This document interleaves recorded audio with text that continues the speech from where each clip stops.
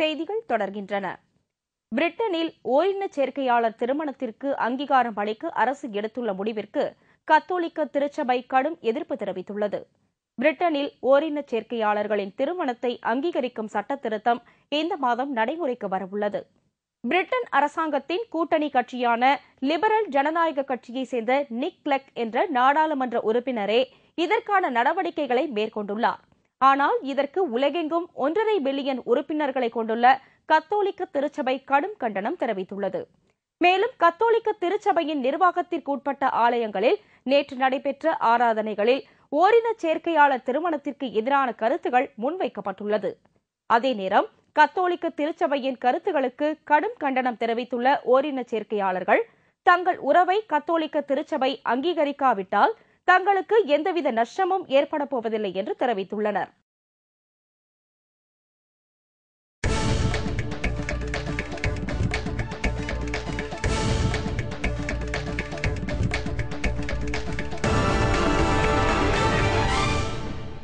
சர்வதேச அளவிலான தடகள விளையாட்டுப் போட்டிகள் துருக்கியின் தலைநகர் இஸ்தான்புல்லில் துவங்கியது.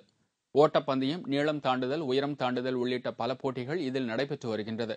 இதில் பல்வேறு நாடுகளைச் சேர்ந்த வீரர் வீராங்கனைகள் கலந்து கொண்டுள்ளனர். இதில் ஆண்கள் பிரிவில் நடைபெற்ற ஓட்டப்பந்தய போட்டியில் பேர்னாட் மகட் முதல் இடத்தை பெற்று சாம்பியன் பட்டம் வென்றார். இதேபோல் பெண்கள் பிரிவில் கென்ய வீராங்கனை ஹெலன் ஓஃப்ரி குறிப்பிட்ட நேரத்தில் பந்தய தூரத்தை கடந்து சாம்பியன் விருதை தட்டிச் சென்றார்.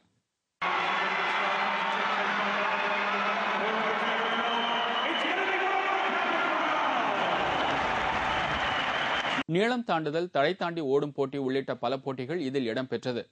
எதிர்வரும் லண்டன் ஒலிம்பிக்கில் கலந்து கொள்பவர்களுக்கான தகுதிக்கான போட்டிகளாகவும் இந்த போட்டிகள் கருதப்படுகின்றன.